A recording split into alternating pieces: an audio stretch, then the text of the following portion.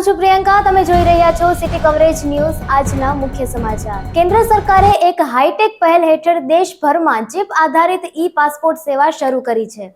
દેશમાં આ નવી સુવિધા શરૂ થવાથી વિદેશ પ્રવાસ કરતા ભારતીય નાગરિકોને ઘણા ફાયદા થશે। સાથે જ ઇમિગ્રેશન પ્રક્રિયા, સુરક્ષા અને સંપર્ક ટ્રેસિંગને પણ સરળ બનાવશે। દેશમાં આ નવી પહેલ શરૂ થવાથી Bharat US, UK, France, Japan અને કેનેડા જેવા 120 દેશોમાં જોડાયું છે, જે પહેલાથી જ ઈ-પાસપોર્ટનો ઉપયોગ કરી રહ્યા છે। સોશિયલ મીડિયા પર રિપબ્લિક ઓફ બલુચિસ્તાન ટ્રેન્ડ શરૂ થયો। બલુચિસ્તાને પોતાને સ્વતંત્ર રાષ્ટ્ર જાહેર કર્યું છે।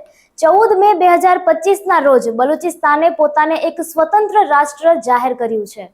બલુચ લેખક અને કાર્યકર્તા મીર યાર બલોચે પાકિસ્તાનથી બલુચિસ્તાનની સ્વતંત્રતાની ઘોષણા કરી છે। સંયુક્ત રાષ્ટ્ર અને ભારત પાસેથી માન્યતા માંગી। બલોચે નવી દિલ્હીમાં બલુચ દૂતાવાસ અને યુએનની માન્યતાની માંગ કરી છે। મીર યાર બલોચનું નિવેદન છે કે યુએનએ તેનું શાંતિ મિશન બલુચિસ્તાનમાં મોકલવું જોઈએ। સરકારી શાળામાં શિક્ષણ સાથે પોષણ પણ। મુખ્યમંત્રી પૌષ્ટિક અલ્પાહાર યોજના હેઠળ શાળામાં બાળકોને મધ્યાહન ભોજન ઉપરાંત પૌષ્ટિક, હાઈ કેલેરી અને પ્રોટીનથી ભરપૂર અલ્પાહાર આપવામાં આવે છે। જૂનાગઢ મહાનગરપાલિકા કચેરીથી કાળવા ચોક સુધી દવાના છંટકાવની કામગીરી શરૂ કરવામાં આવી છે। હાલમાં જ કમોસમી વરસાદ ખાબક્યો હતો અને હજુ પણ વરસાદી વાતાવરણ હોવા સાથે માવઠાની આગાહી થઈ રહી છે। ત્યારે માવઠા જેવી સ્થિતિના કારણે મચ્છરજન્ય રોગચાળો ન ફેલાય તે માટે આ દવાનો છંટકાવ કરવામાં આવી રહ્યો છે। જૂનાગઢ મહાનગરપાલિકામાં દાખલા નીકળી ગયા પછી પણ અરજદારો લેવામાં આળસ કરતા હોય છે। જૂનાગઢમાં મનપામાં જન્મ તથા મરણના 1200થી વધુ દાખલાનો થપ્પો થયો છે।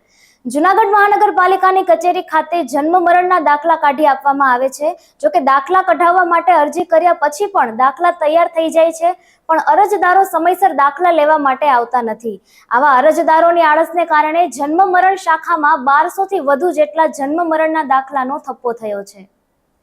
રાજ્યમાં લો કોલેજમાં પ્રવેશને લઈને ચાલુ વર્ષે પણ હજુ દ્વિધાભરી સ્થિતિ છે। સરકાર અને બાર કાઉન્સિલિંગ દ્વારા સમાધાન કરી વલણ અપનાવવામાં આવે તો કોર્ટના માધ્યમથી આગામી જૂન માસ સુધીમાં ગ્રાન્ટેડ કોલેજોમાં પ્રવેશને લઈને કોઈ નિર્ણય થાય તેમ છે।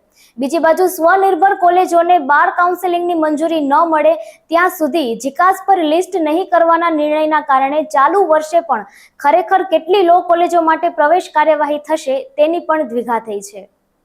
રાજ્ય સરકાર કરશે ઉનાળુ મગની ટેકાના ભાવે ખરીદી। ઉનાળુ મગના ટેકાના ભાવે વેચાણ માટે ખેડૂતોએ તારીખ 25 મે 2025 સુધીમાં ઓનલાઈન નોંધણી કરાવવાની રહેશે। સિટી કવરેજ ન્યૂઝના ડેઈલી અપડેટ માટે અમારી ચેનલને લાઇક કરો, શેર કરો અને સબસ્ક્રાઇબ કરો। આવતીકાલે મળીશું ફરી નવા સમાચારો સાથે। City coverage news, Junagadh.